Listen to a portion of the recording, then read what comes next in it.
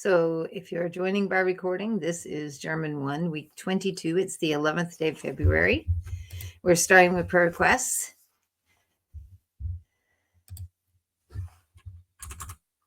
Oliver, how is history going?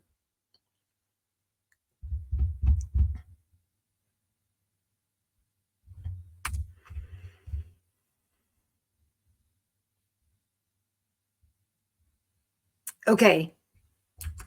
Good. Good.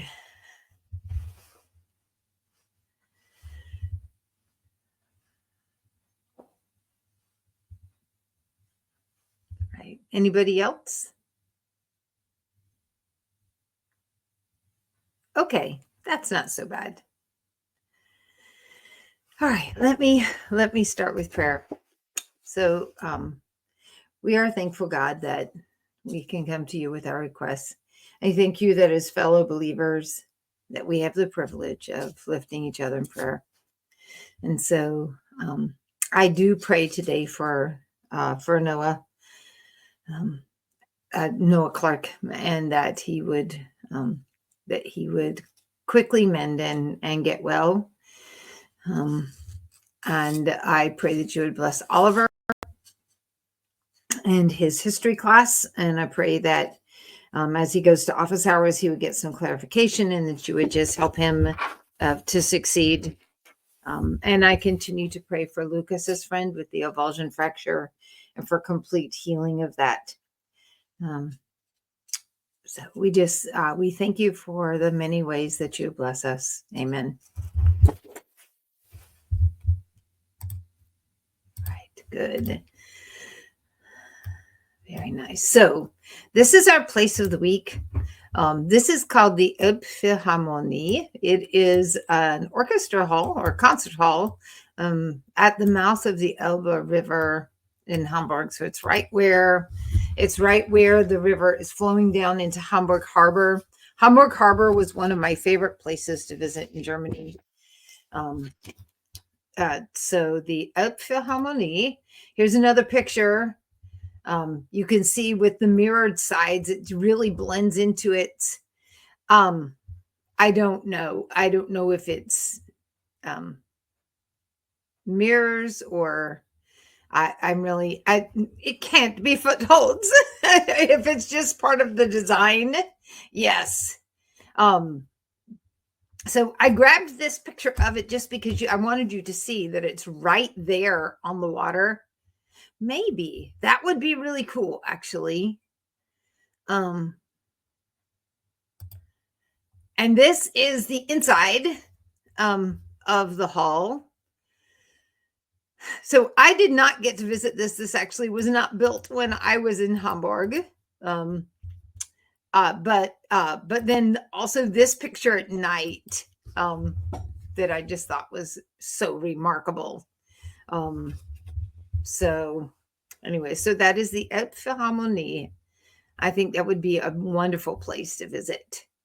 I would very happily go to Hamburg again.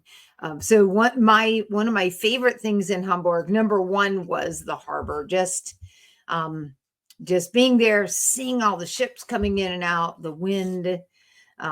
But then the other really remarkable thing that we got to do in Hamburg was there was a church.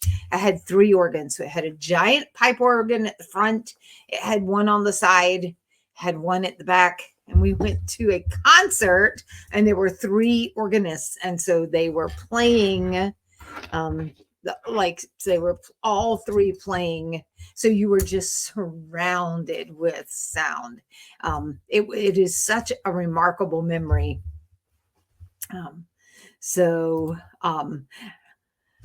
Now 2 things. Number 1, so this says next week, but that actually means the next time that we meet. So next week, I did not eat hamburgers in Hamburg.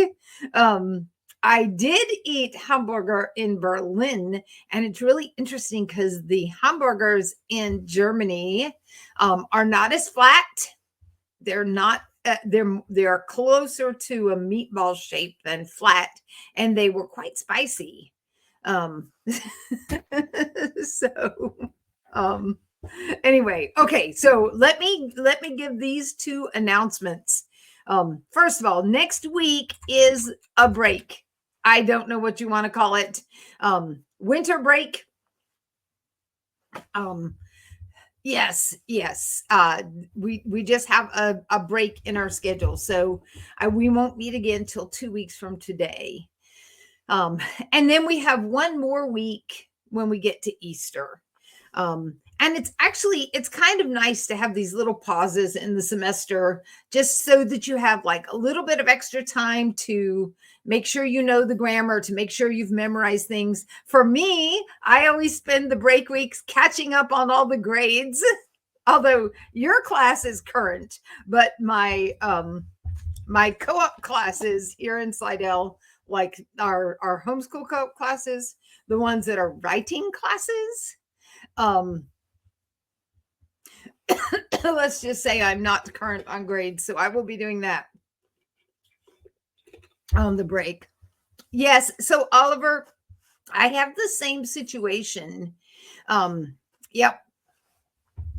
So I actually teach 3 different places. And so I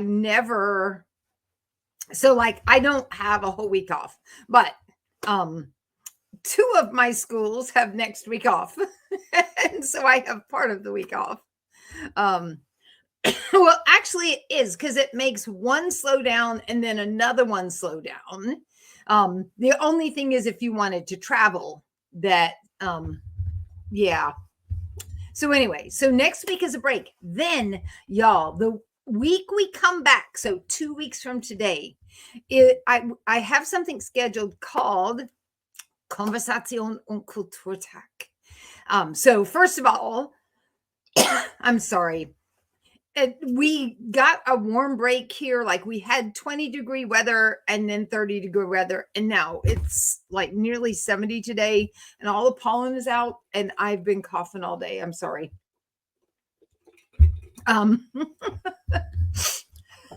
But I don't think I'm sick. I think something just started blooming.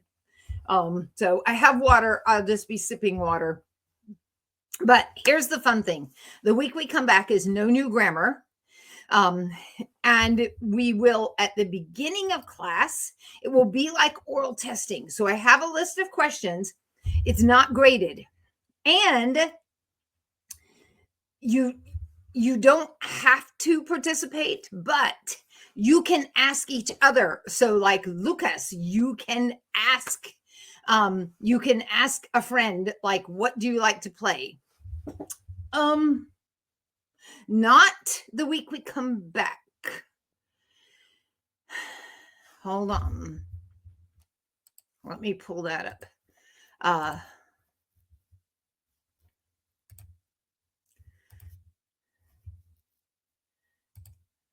right, hold on. So this is week.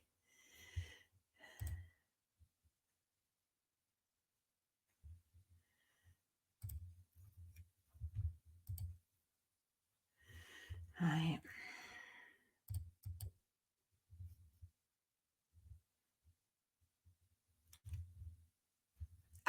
So here's what we've done. We yeah. The test is when we come back. The test is the week we come back, because today we start a new chapter. And usually the day we start the new chapter is the test, or the week we start the new chapter is the test. But because of Conversation und Kulturtag, I had bumped it into the next week. And so that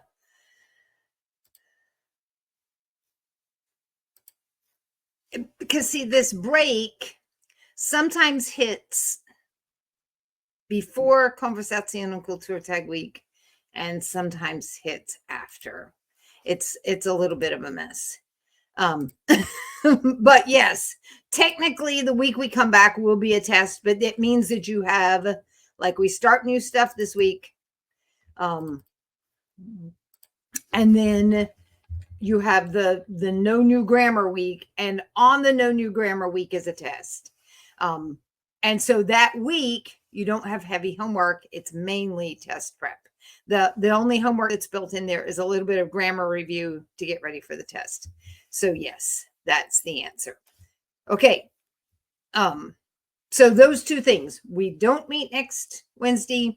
The Wednesday we come back. So we start with conversation that you can ask each other questions, or you can ask me questions, or you can ask me to ask you. Like you can say, will you ask me question number 1? And so it's just conversation practice, ungraded. It's just for fun. And it usually is actually a lot of fun. But the other thing we do is, that's the conversation part.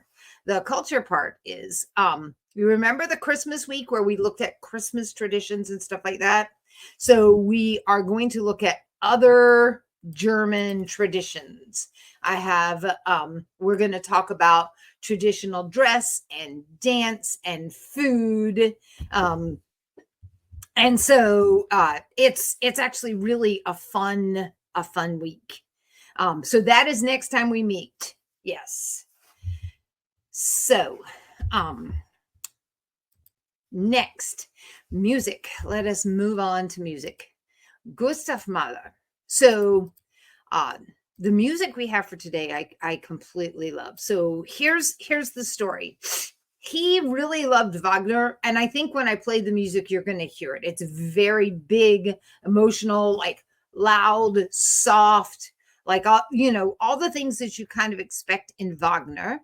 And then, but then he had a very, very hard life. He had a weak heart himself. His dad was abusive. His daughter died of scarlet fever. He became obsessed with death. He wrote a series of songs called Songs on the Death of Children. Like, it's so very sad. But, okay, then he wrote this song that we're going to listen to today that is called Resurrection. And this song is so glorious. And it's like, I couldn't find anything in like reading a biography of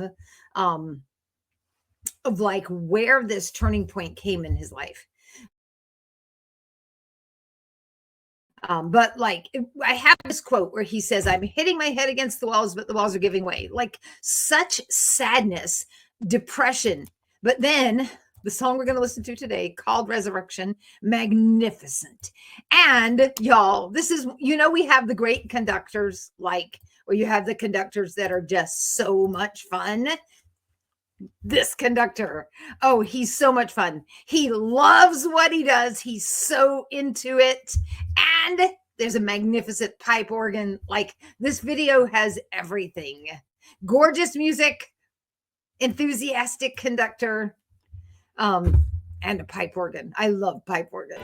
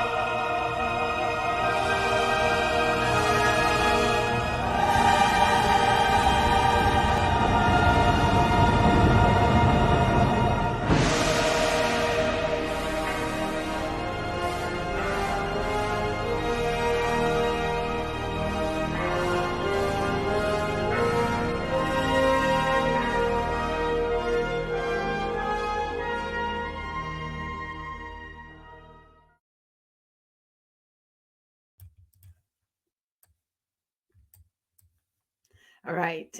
Isn't that awesome? I just completely love that. The all of the passion of it, the passion in the music, the conductor. I it's really one of my favorite, yes, one of my favorite things of the year. Um so and it gives me hope that Mahler somehow found hope, it like in the sadness of his life, to write a song like that he named Resurrection. You just feel like somewhere he had found some hope. So um yes. All right, now here's our story. Yes, I will. Absolutely. All right. This is an Old Testament story. I had to take the names out because if you heard the names, you would know it for sure. But look for keywords. Tell me when you know. Da wurde der König voll Wut und das Aussehen seines Angesichts veränderte sich gegen person in the blank. Dann redete er und gab den Befehl, man solle dem Ofen 7-mal heißer machen, als man es sonst zu tun pflegte. Und den stärksten Männern in seinem Heer befahl er, sie zu binden und sie in den glühenden Feuerofen zu werfen. Nobody has it yet. Da würde diese Männer gebunden und in ihren Mänteln und Beinkleidern samt ihren Turbanen und ihren Gewändern in den glühenden Feuerofen geworfen. War nun der Befehl des Königs dringend und der Ofen übermäßig geheizt war, so tötete die Feuerflamme, no, nobody has it yet, so tötete die Feuerflamme jede Männer, die hinaufdrücken. Diese 3 Männer aber fielen gebunden in den glühenden Feuerofen. Da erschrak der König und stand rasch auf, redete und sprach zu seinen Räten: Haben wir nicht 3 Männer gebunden ins Feuer geworfen? Sie erwiderten und sprachen zu dem König: Gewiss, o König. Er antwortete und sprach: Siehe, ich sehe 4 Männer mitten im Feuer frei herumwandern und es ist keine Verletzung an ihnen und die Gestalt des Vierten gleicht ein Sohn der Götter. So it is indeed talking about Jesus, but this is one of those things we call a Christophany, which is where Jesus appears in the Old Testament. There's a few times where there is like a son of God or an angel of God that theologians believe is a pre-incarnate appearance of Christ. It's called a Christophany. So yes, you have. So hold on, I'll grab a marker. So first of all, we have here 3 men in Feuer. And then in the end, we have 4 Männer im Feuer. Yes. And one of the men looks like the Son of God. Does anybody know what this story is? As soon as I tell you the names, you're going to go, oh, of course. Okay, let me tell you one more phrase. 7-mal means 7 times. 7 times hotter than ever before, or 7 times hotter than usual. Yep. Who are those guys in the fire? There's actually more than one.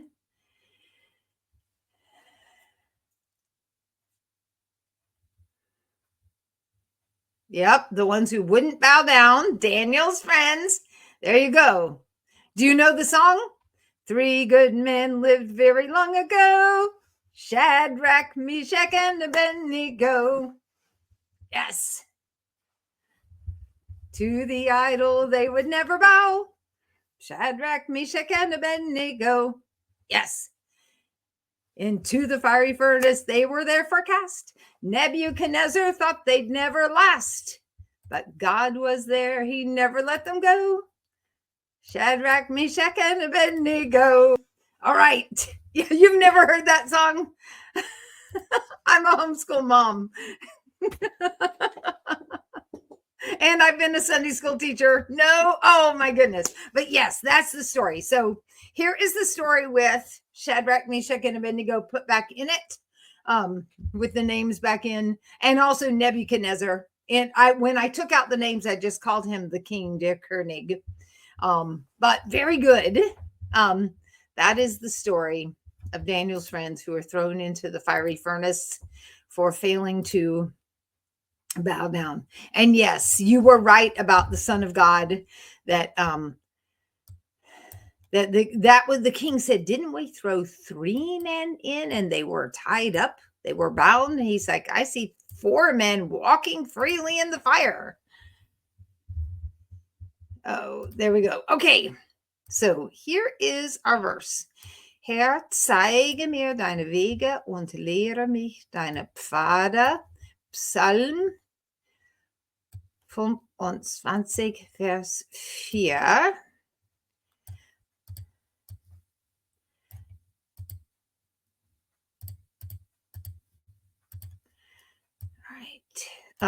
So just remember, in German, every time you have the E on the end of a word, it's just like our hesitation noise.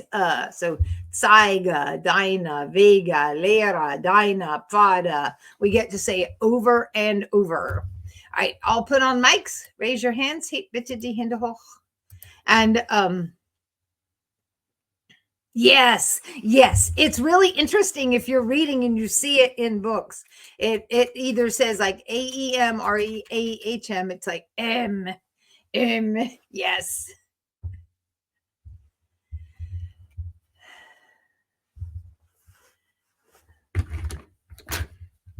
That's their hesitation noise.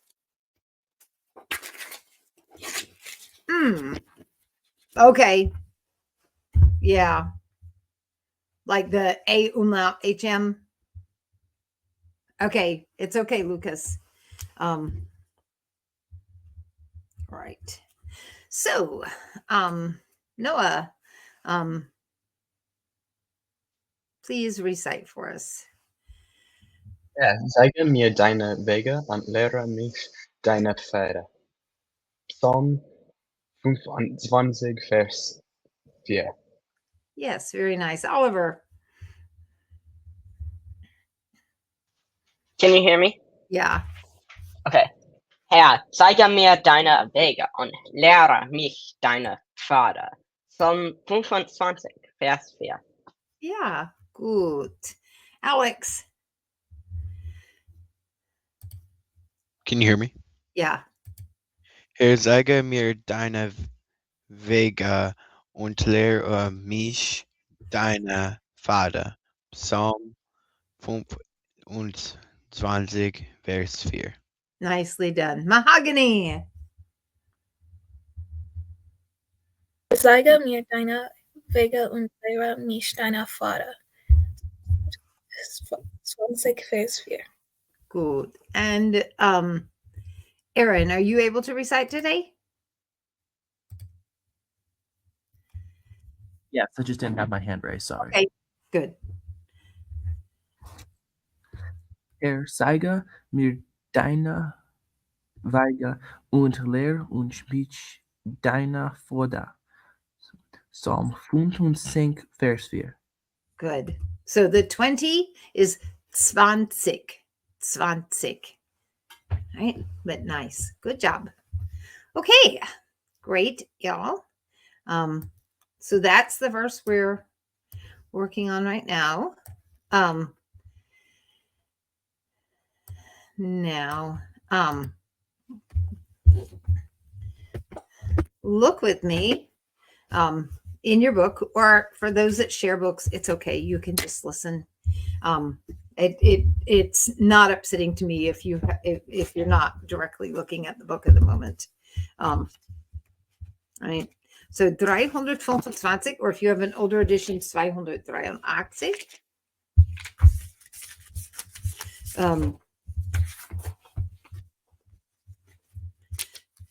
Right. So these are chores. It's talking about chores. And so you have, for example, das Bett machen. And so, yes, but y'all, this is week 21. Okay. We only have 30 weeks. So we're 2/3 of the way through the school year. It's actually like crazy how fast the year is going. So yeah. All right. So das Bett machen.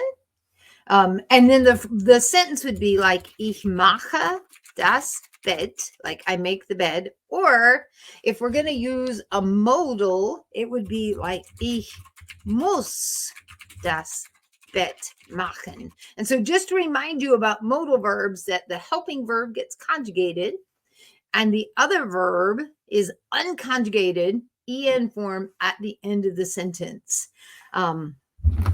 Now, the next one is das Zimmer aufräumen. So watch this. It would be, ich räume das Zimmer auf, because several prefix verb, or ich muss das Zimmer aufräumen. And what you're going to learn is that everywhere you see an auf at the beginning of the verb, that verb comes apart. And then also, if you go down to clearing the table, den Tisch abräumen, everywhere you see an up. Okay. That is definitely me misspelling it. Was that in last week's homework?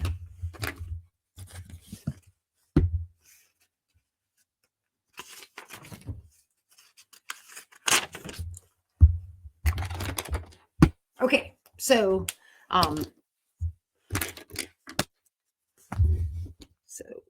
20, German 1, up, räumen or aufräumen.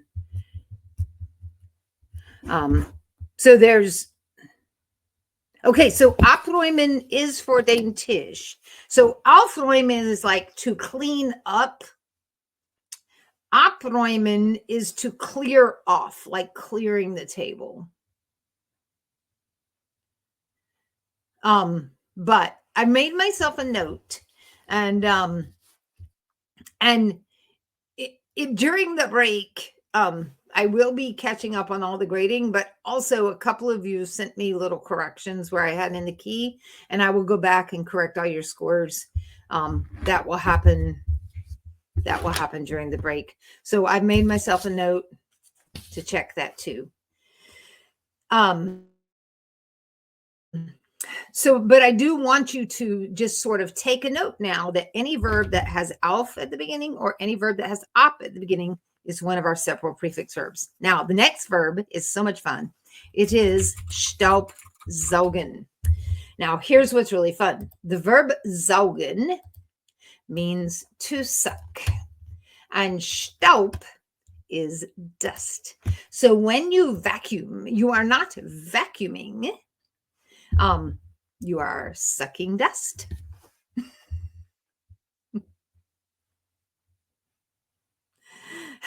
And so it's actually much more accurate than the word vacuum. No, saugen is to suck. So it's dust sucking. Vacuum is that the machine works by creating a vacuum, that it makes a vacuum and that pulls in air to fill the vacuum. And when it pulls in the air, it pulls in dirt. So ours is based on the science of what's happening. Theirs is based on, what am I doing to the room? I'm sucking dust out of the room. Um, so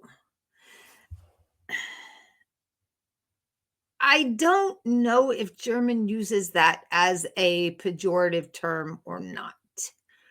I don't know a lot of like critical words or rude words in German. I know a few.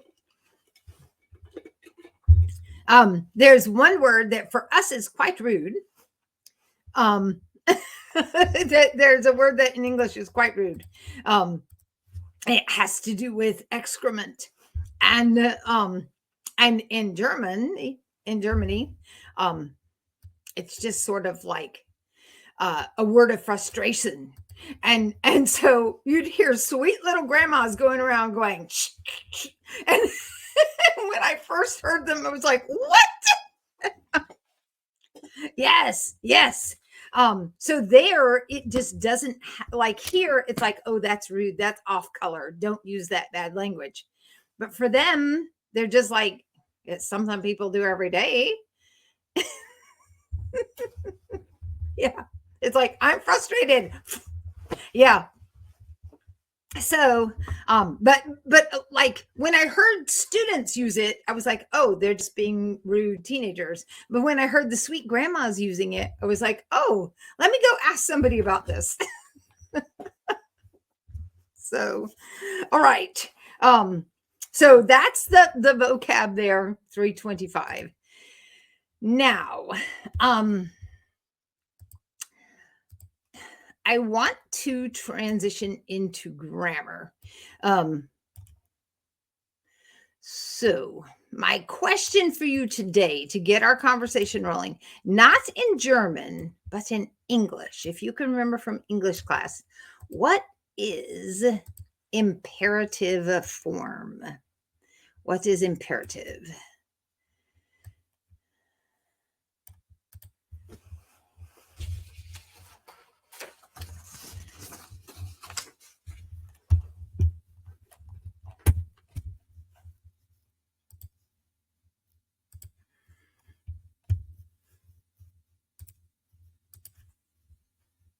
Any takers? All right. Well, good. Yes, it's a command or a request. Very nice. Imperative is a command or a request. So it's very, very nice that they have this vocabulary, because we have the vocabulary about doing chores, right? And then we're going to learn to say, like, make your bed, mow the lawn, wash the clothes. So that's how our grammar is going to tie into our vocabulary.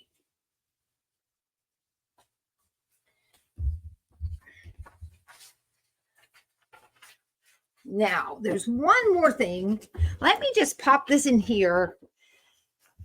So one of the things that we start to see, and you have learned a lot of grammar, right? Like you've learned a lot of grammar this year. And so the exercises assume that you remember everything we've ever done. And so that's why, like, when we were looking at the words about chores, that I showed you how to say, I make the bed or I must make the bed, because I wanted you to remember, here's how modals work, right? That you conjugate the modal and the other one is an en word. So we're going to study imperative today, but within imperative is where I tell you to do something. We also have to remember our stem changers. So the first, because they change for do er sie es. So the er sie es doesn't matter today, but do does. So first of all, we only change vowels for second and third person singular, which is do second person. Sie es, third person. Right? So that's our first part of our review. And then we had 3 categories of verbs. Whoops. We had a, to, a umlaut. All right.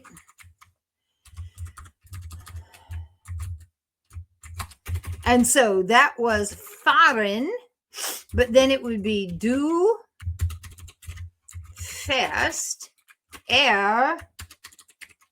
fährt. Right? Ich fahre. It doesn't change for ich. Wir fahren. It doesn't change for wir. But it changes for du and RZS. And of course, you remember that RZS are always the same verb, so I only have to write one of them. Then we also had gefallen. And we can't use gefallen. Like gefallen means is pleasing to, or you like something, but you can't say you are pleasing to me. Because it's like I'm making you an object. So I have to say, ich mag dich, I like you. But a thing pleases me. Es gefällt mir. And then we also talked about laufen. So it becomes du läufst, right? Or läuft, but ich laufe, no umlaut. And we talked about einladen. So we have du lädst ein. Oh, there is a stem changer combined with a separate prefix. You see it? So du lädst ein, you are inviting, or lädt ein. All right, then we had E to I verbs. And so we had nehmen. And nehmen also changes its spelling just a little bit. So du nimmst, nimmt, right? That there was an HM. And when the vowel changes, you got 2 M's. I'm sorry, it just did it. Sprechen, that becomes du sprichst, spricht. And we had helfen. Actually, I don't know what chapter did we pick up helfen last chapter or this chapter? But helfen is, I'll just look it up in the back of the book. It tells me when we learned it. No, we already had helfen in chapter 3. Okay. Helfen means to help. It is also a stem changer. So, du hilfst and hilft. It's ich helfe, right? I help, but du hilfst, hilft. I don't think that was in our list, actually, when we did stem changers, was it?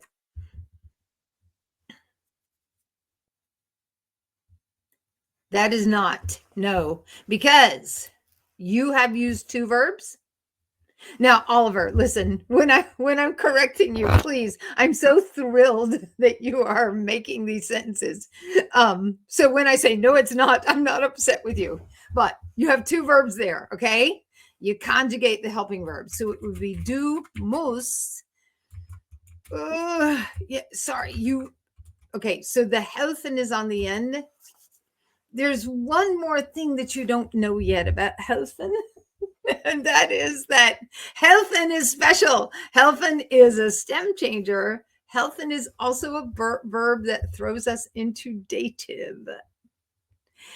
And so we're not there yet.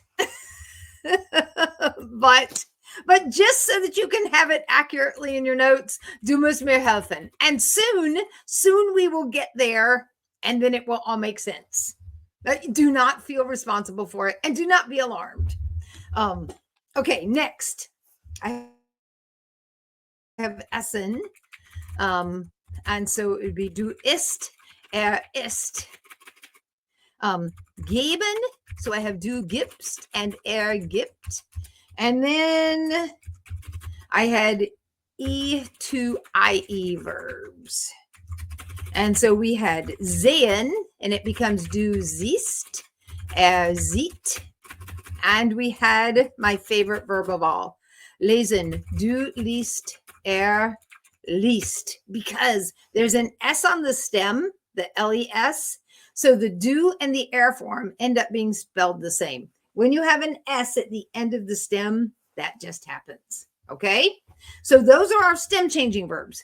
And so I just wanted to remind you about these because they're going to be part of what we're doing today also. Right. Okay. I also want to tell you a very personal and sad thing. You know that I love to read. And in December, my son got me started on a series of books. It's like the Roman Empire in space. It's this grand epic of science fiction and battles and people dying and feuds. And the first book was like 300 and some pages long. The last book was like 750 pages long. Okay. And I read 6 books over December and January. But now I have read book 6 and the story isn't over. So I went to the author's website and he's supposed to publish the end of the story like the end of this year. So I'm in limbo, right? We do not have our happy ending yet. There have been many people that I love to have died in battles, and there is not a happy ending yet. Okay, so, all right. So here's the really sad thing. I completely switched gears. A friend recommended to me another series of books about a young woman who is an orphan. She lives in the 1800s. So it is not grand epic battles. It's very sweet. It's a woman. She's an orphan. She's been betrayed by her uncle. She's lost all her money, right? And it has 8 books in the series. And I finished book 8 this morning. And the series is not over. The story is not over. So now I am in 2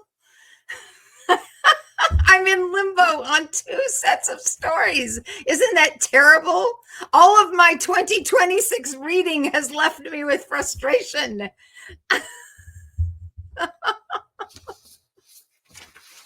It's awful. It's awful to have 2 series that are not done. The story's not done. All right. So it's time for our break. So I have 46. That means come back at 51. I know we're in different time zones, but take a 5-minute break and we will finish grammar on the other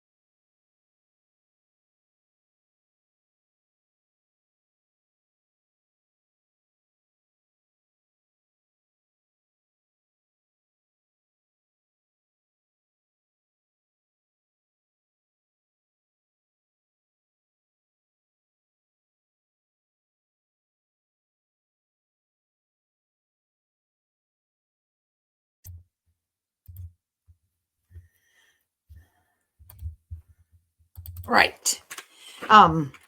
Let's jump right back in. So I want to talk about the rules for imperative. And so we've said that imperative is the command form or command or request. It can be like a polite request, like please finish your work, or it can just be like make the bed. But it's the request or command. Now, here is a little grammar pop quiz. Ready? In English, a little grammar pop quiz. In an imperative sentence, what is the subject? What is the subject of every imperative sentence?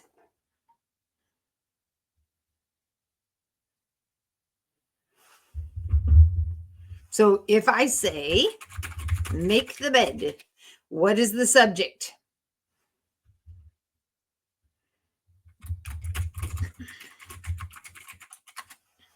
Do you remember this from grammar?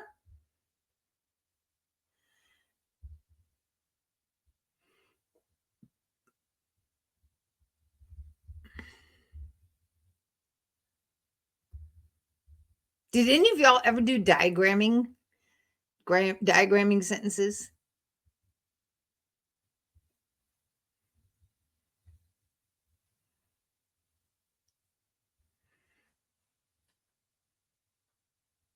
All right.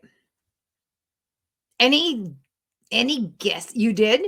So when you diagram for an imperative sentence, you put in parentheses you in the subject space, because the subject of in English of an imperative sentence is understood you. Does that ring any bells? So if I say make your bed, I'm really saying you make the bed. Do your homework, it's you do your homework. Do you remember talking about that in grammar? That's called the understood you. Okay, now I pick a guinea pig. All right, guinea pig, ready? I should pick Noah as a guinea pig, and then you don't know who I'm talking to. I'll say, Noah, answer the question. Now, I just told you that the subject of every imperative sentence is you. So in this sentence, Noah, answer the question. What is the subject? It's a little bit of a trick. What's the subject? You. Good. One of the Noahs. We'll just leave that ambiguous.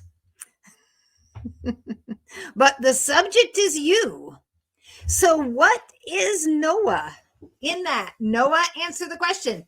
Because I've told you the subject is you. What is Noah?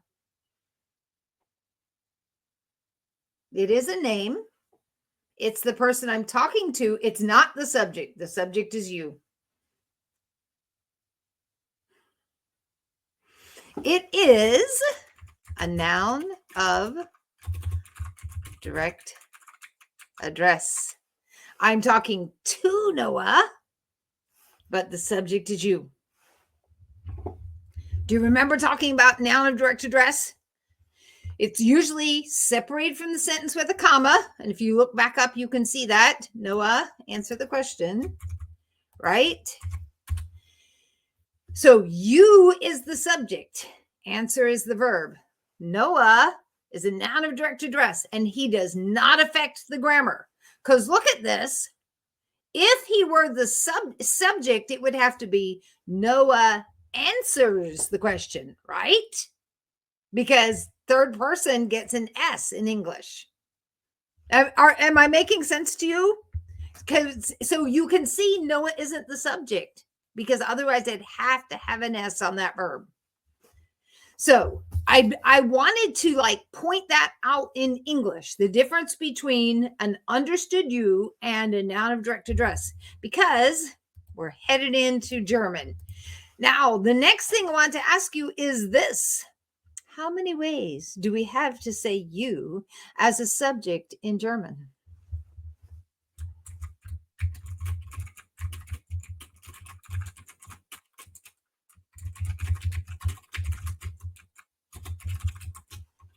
Well, so the thing is, just du is the subject. Deine means your, it's an adjective, and dich is an object. But you're headed in the right direction. What if I'm talking to Noah and Noah? I can't say du. What do I say if it's two people first name?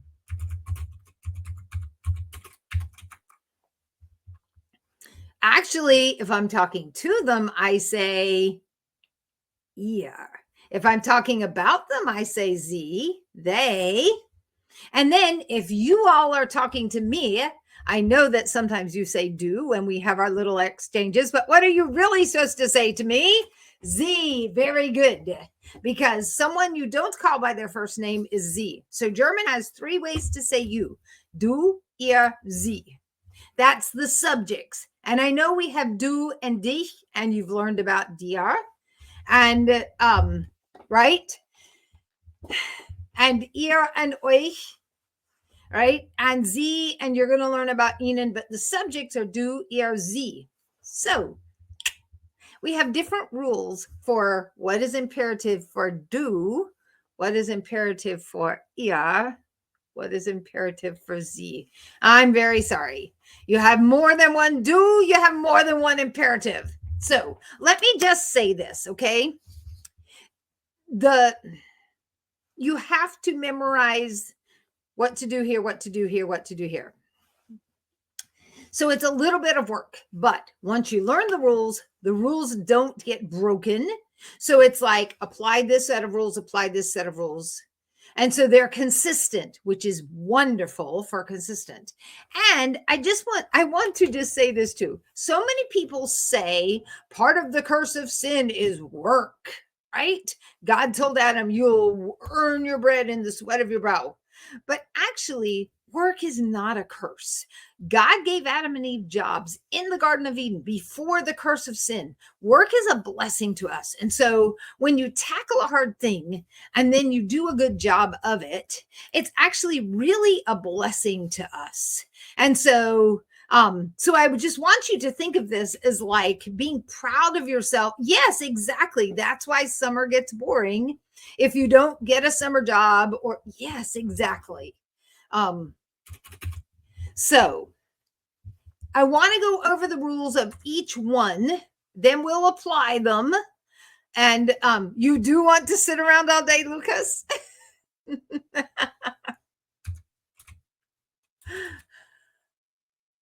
Yes, true.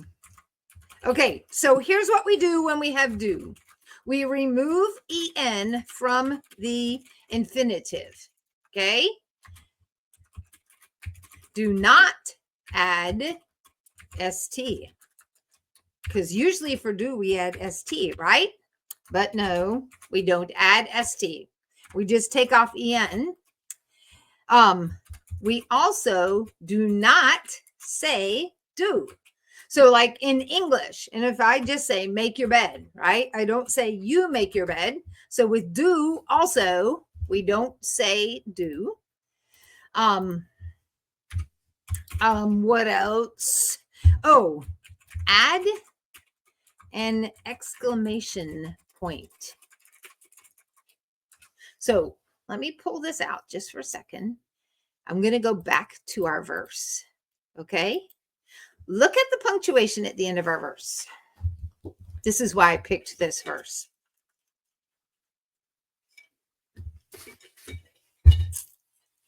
Do you see it? Because I'm saying, Lord, show me, teach me. Do you see how it's an imperative? Now in English, we don't have the exclamation point. But you notice I didn't say, you show me. I just said, zeige mir. The Lord is separated by a comma. So Lord is a noun of direct address. So we add the exclamation point. So let's look at examples. for the do form. Ready? If I'm going to say go, ge. So the verb is gehen. I take off the N. I do not add ST. I add an exclamation point. Ge. Or write. Schreib. Okay? Stay here. Bleib. Stay. Bleib. Do you see them? So for the do form, don't say do. Don't add ST. Now, I want to ask, why in the world did my teacher review stem changers at the beginning of class today? Here's why. Ready? If the change is A to a umlaut. Hold on. Come on, drop it. There we go. That's why I made this pod. If the change is A to a umlaut, do not change the vowel. So what does that look like? Drive, run, fahr, lauf. But if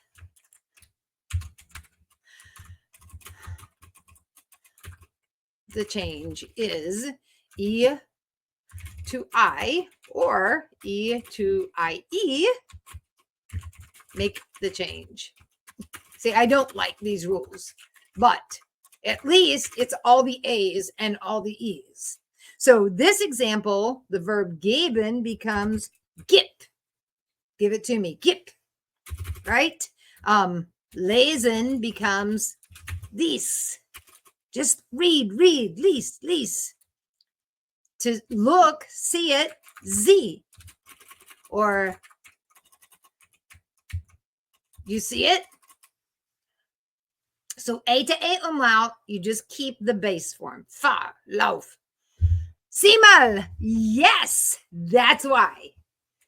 And y'all, don't you think it's fun as we add new grammar in the year that you start to say, oh, I didn't know why that worked and now I understand it. I think it's fun. I mean, to like see how things come together.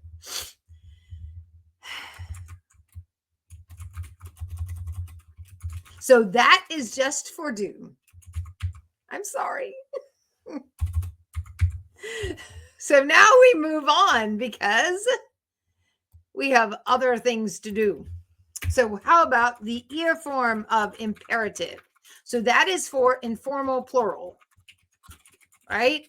So do is if I'm talking to Aaron, one person that I call by the first name. Ear is if I'm talking to, who have we not talked about today? I'm talking to Alex and Mahogany.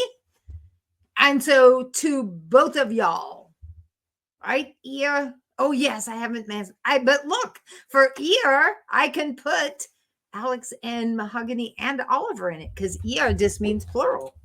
All right. What are the rules for ear? Oh, also, hold on.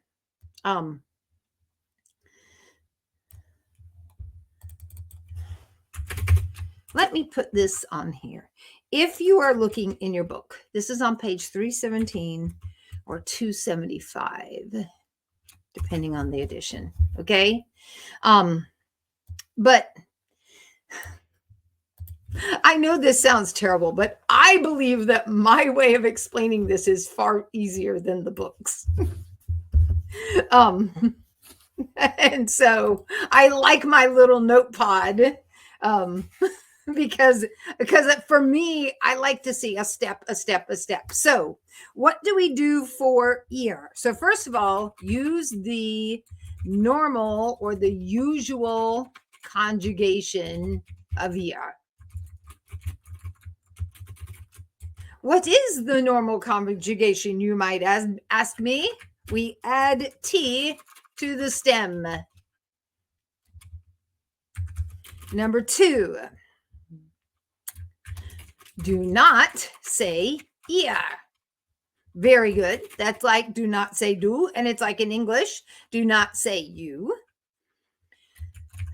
Add an exclamation point. Because actually,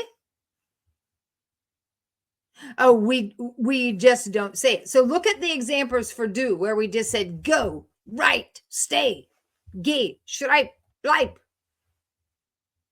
It's just like in English. If I go, stop, I'm not saying you. So it's an understood you. And the same thing here. It's yes. Because if I actually said you stop, the you would technically be a noun of direct address. All right. So what are some examples of the ear form? It would be like kommt here, right? Play in the park, spielt im Park. Read the book, lest das Buch. Because remember, lesen, stem changer, only changes for do as the S. So I don't get the vowel change here. All right, so any questions on do or ear? Because moving right along, if you don't.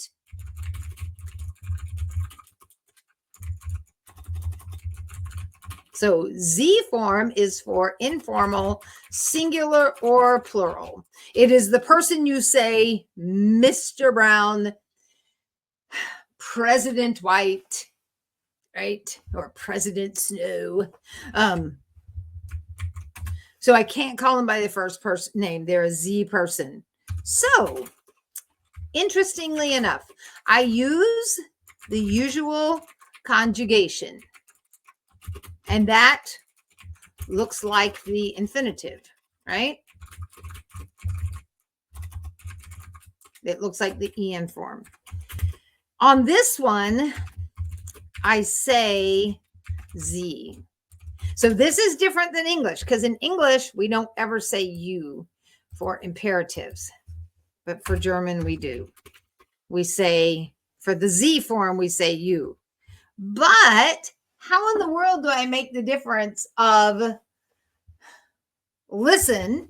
If I'm going to say you listen, how do you know if I mean you listen or if I'm meaning, oh, statement, you listen? Well, here's how.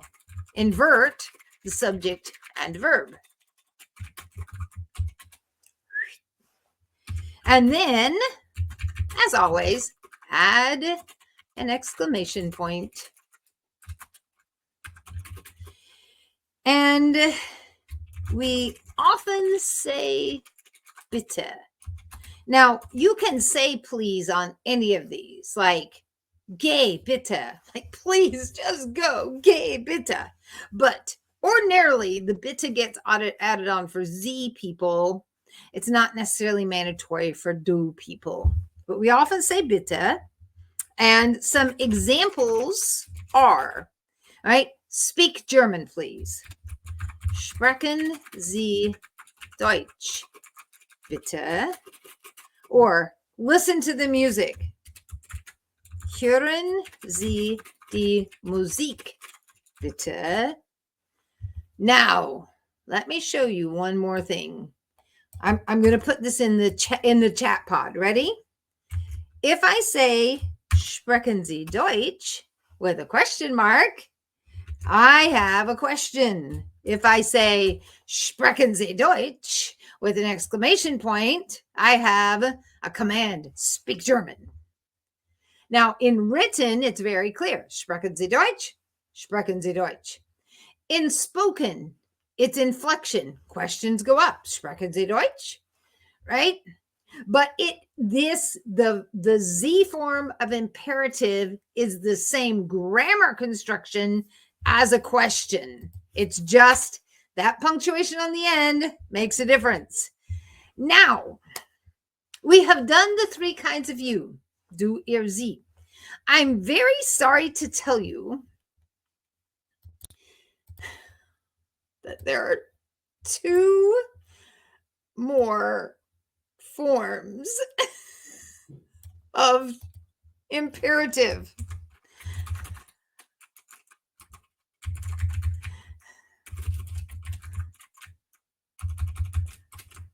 So think in English where I say, no, you can't. Because here's what you're going to do when you go to do homework. You're going to print off this pod. You're going to lay it next to your page. And you're going to say, is this do? Here's that rule. Is this Z? Here's that rule. So you just, and the fifth form, you don't have to create in your homework. It's just going to be a translation. Okay. So the wir form in English, think with me, focus. We'll say, let's order pizza tonight. So what am I saying? Let us order pizza, right? That's what the t's on let's is. And I really mean, hey, y'all, let's order pizza, like us. Okay.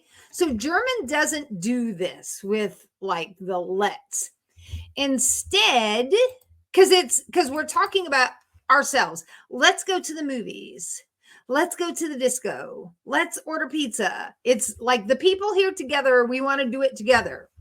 It's we. So Germans have something called the wir command. So first, use wir as the subject. Invert subject and verb. Get a capital I on that.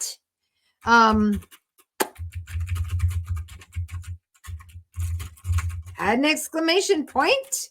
That should not be a surprise. So here are examples. Ready? Let's go to the disco. Gehen wir in die Disco. I love that your book keeps saying let's go to the disco.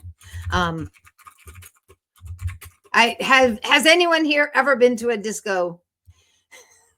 I have not.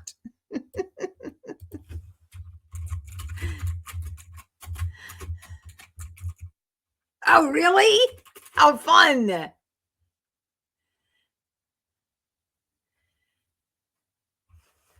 Well, yes, because the thing is, the you are is ihr seid. And the your, like it belongs to y'all, is euer. So they don't even look alike in German. Right? Yeah.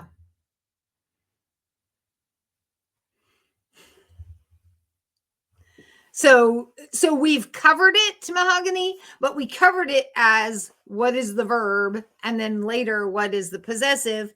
And in German, they aren't confusing words. So yes. So actually, y'all, let me see if I can show you this. So you said the disco ball, okay?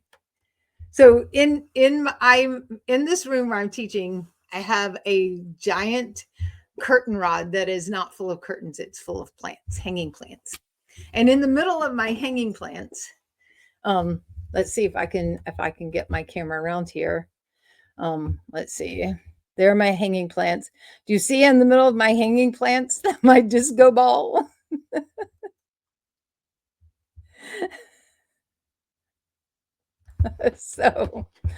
So I guess I go to the disco every day, right? So I have 1, 2, 3, 4, 5, 6, 7, 8, 10.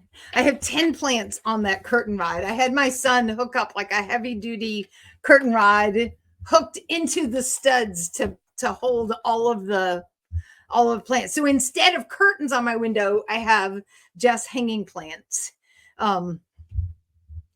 And then somebody gave me the disco ball, and so I just stuck it up there in the middle. It makes me happy.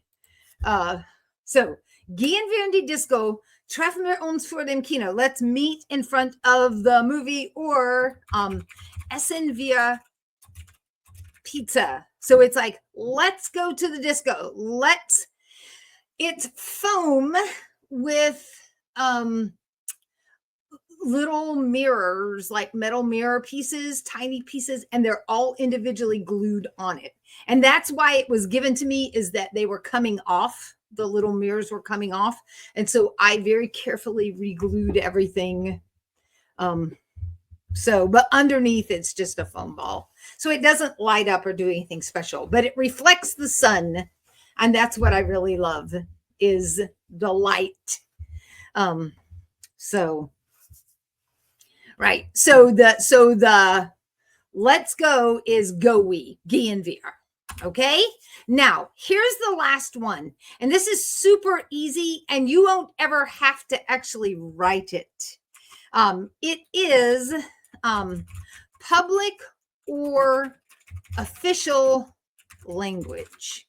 So I want to cover it because if you go to Germany and you read street signs, or in your easy German, sometimes you'll get to see actual street signs and things like that. So I want you to recognize it. So first of all, this is like street signs. So this is not a whole sentence. There, type. And the infinitive form of the verb comes last. That's the en form of the verb. It comes at the end. Add an exclamation point because we're Germans. That's what we do. And so here are some examples. Ready? Bitte hier nicht parken. So what does bitte hier nicht parken mean?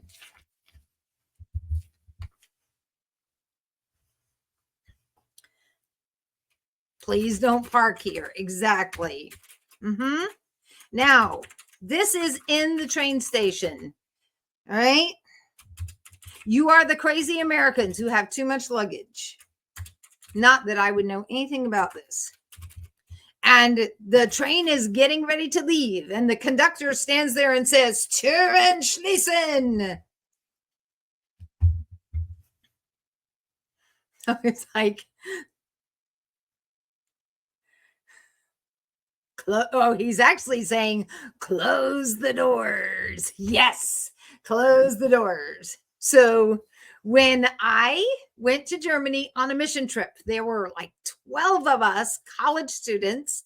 We all had far too much luggage. So when the train would stop, you all like jump on with your luggage. And there were too many of us and too many pieces of luggage. And one time, he said, Türen schließen, and only half the group was on the train, and the train left. And like half of the group of American students are standing on the platform. Half of them are on the train on the way to the next city. And the chaperone is freaking out that she is separated from half of her group that she's responsible for.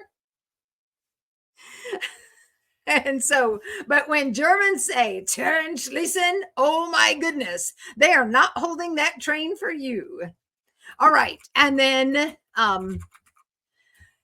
she was on the platform, which was actually good because she helped us change all our tickets. Yes, they do. They have a schedule to keep. And so, but she helped us change our tickets, get the next train. And then the other group, I was on the platform too. Because I was at the back of the row, and so I hadn't even had a chance to get my stuff on. Yeah. All right. And then this last one, nicht rauchen, is no smoking. And if you ever go to Germany, you will also notice this, that whereas here, there are very few public places to smoke here. In Germany, yeah, there are there are lots and lots of public places to smoke in Germany. Trust me. Germans, not all of them were German majors, but they all had decently good German because we actually had to go to Germany. We like sang in the churches. We gave our testimony. We did like VBS for the kids, only we did it in the park, like a 5-day club. So we had to be able to like tell Bible stories in German, sing in German, give our testimony. So that was kind of a requirement to go on the trip because we were literally like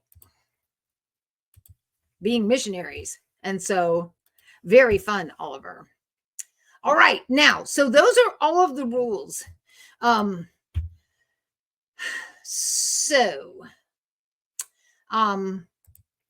Let's, yes, I was a German major. Mm-hmm. Yeah. Okay. So let's do some example sentences. Okay.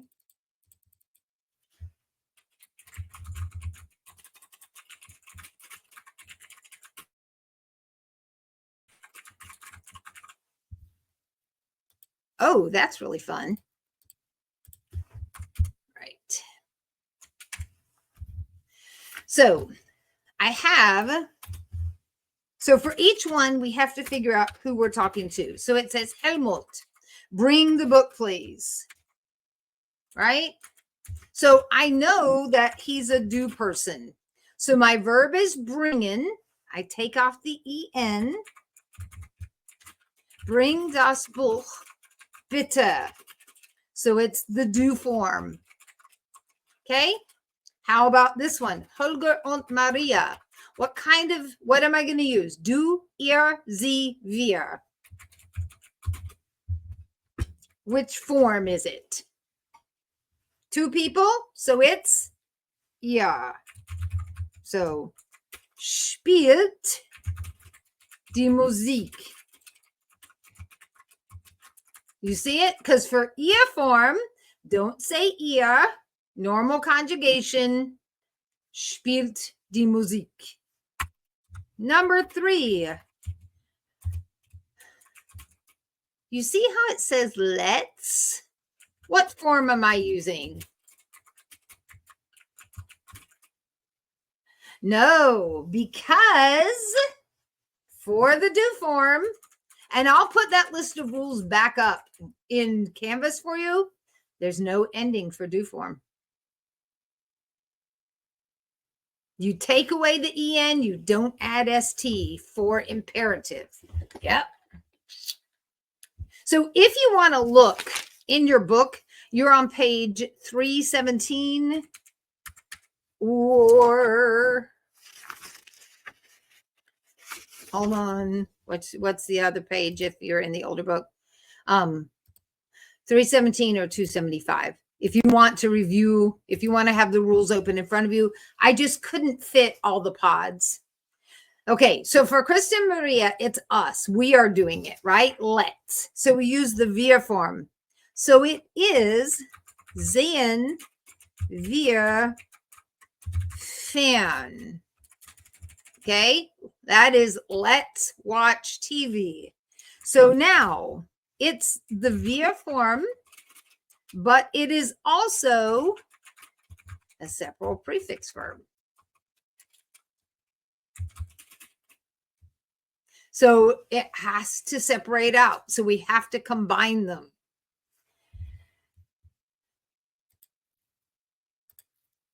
Number 4, Fräulein Schmidt. Well, since I can't call her by her first name, I know I'm using the Sie form. Fräulein Schmidt, fangen Sie bitte an. Please start. So what have I got? Anfangen. It is it's the Sie form. It is also a separable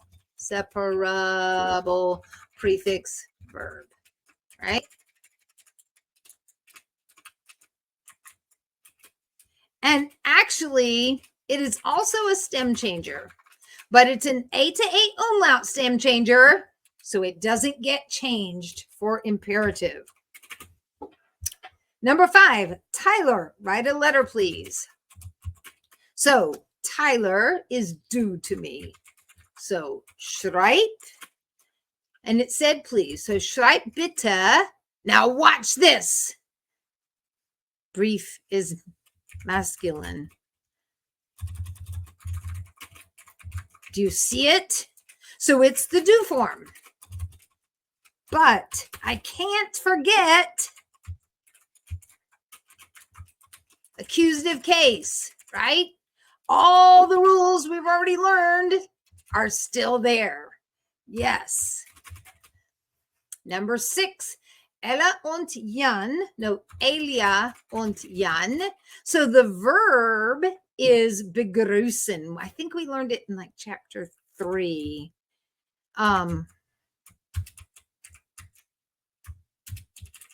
Begrüßt eure Mutter.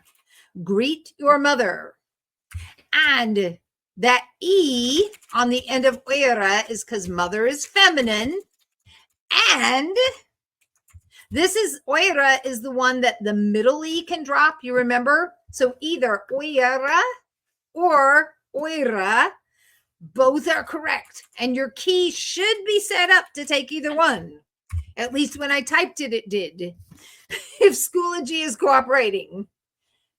So greet your mother. Oh, and that is the ear form. Number 7, Gregor, buy a watch. So Gregor, kauf eine Armbanduhr.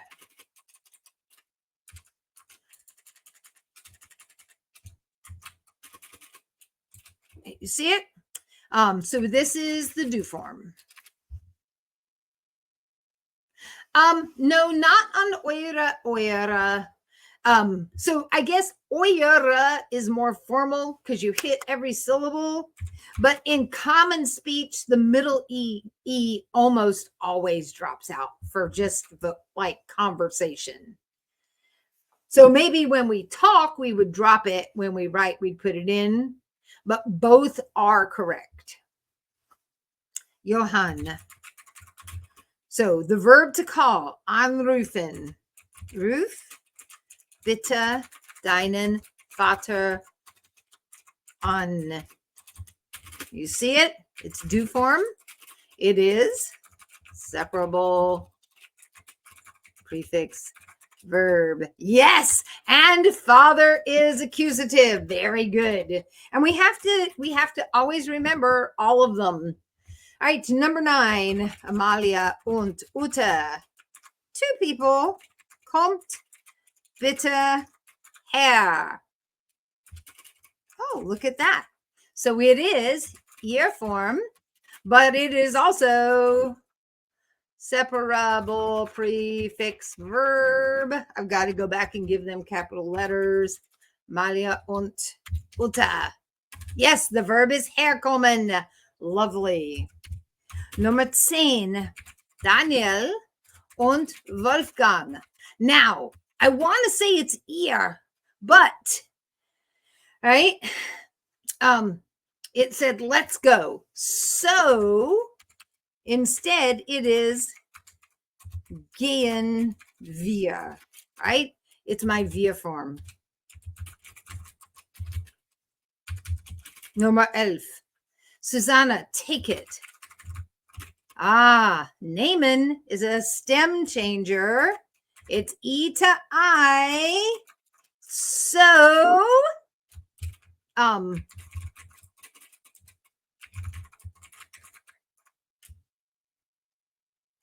it does change. Oh, yes, it should be gehen wir. Sorry. Gehen wir. Right. Number 12. No, because for the do form, and that's the do form, there's no ending. So that's what's different about this. All right, we are at the end of class. I will make sure all of these are up. Yes, it is. I will make sure these are all up in your classroom. Let me just tell you, number 12 is lad ein. 13 is fahren. 14 is gib. 15 is geht. But I will put them all finished in your classroom, okay? Homework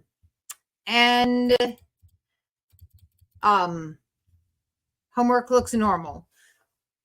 Vocab, listen, book, workbook. And I will see you 2 weeks from today. So, auf Wiedersehen.